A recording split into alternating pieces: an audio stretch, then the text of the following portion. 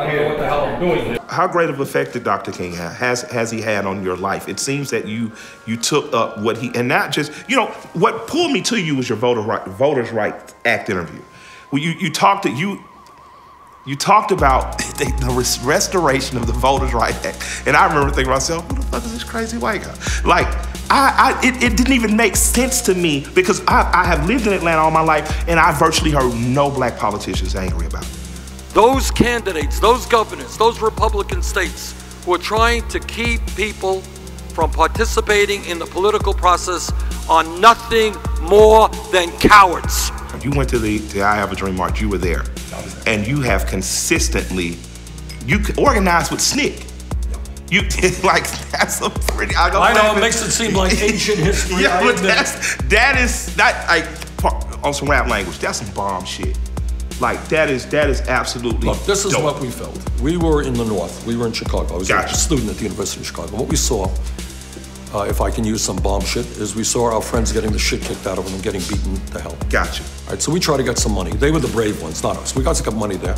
And in Chicago, what we worked on is the fact that the school that I went to, a great prestigious university, turns out that they own segregated housing. How's that? You really judge a person by how they treat people when they don't have to treat them well and when it's in their best interest not to treat them well. And you're the only person who has dared to talk about Dr. King's connectivity or connecting war and poverty with segregation and racism, with the economy, with workers' rights, with women's rights. You're the only one in my 40 years that I've seen do this on a national stage. The issue that I love most about Dr. King is not just that he helped lead the civil rights movement and destroy segregation and so forth. This man was an incredibly courageous man. So I'm happy tonight. I'm not worried about anything. I'm not fearing any man. You know why he was courageous? If you were sitting in a sense, all the media, everybody loved you, and you look at what you did. You got the Voting Rights Act, and you desegregated the South. What did he do next?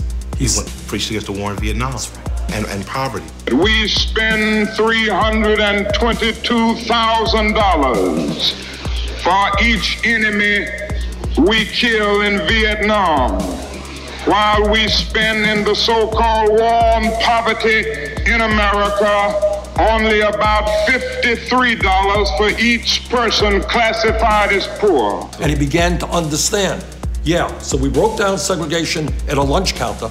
What the hell difference does it mean if you can't afford the hamburger? It is a crime for people to live in this rich nation and receive starvation wages. We are the wealthiest country in the history of the world.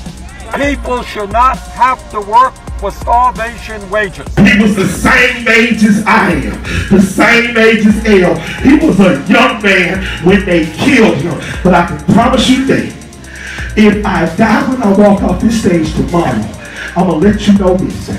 It is not about race. It is not about class. It is not about color.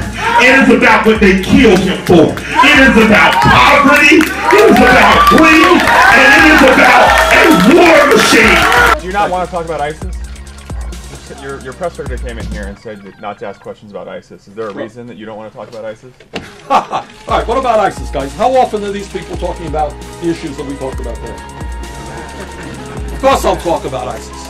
Okay. But today what we're talking about is a community in which half of the people don't have jobs. We are tired of our men not being able to be men because they can't find work. We're talking about a community in which there are hundreds of buildings that are uninhabitable. We are tired of living in run-down, dilapidated, rat-infested shacks and slums.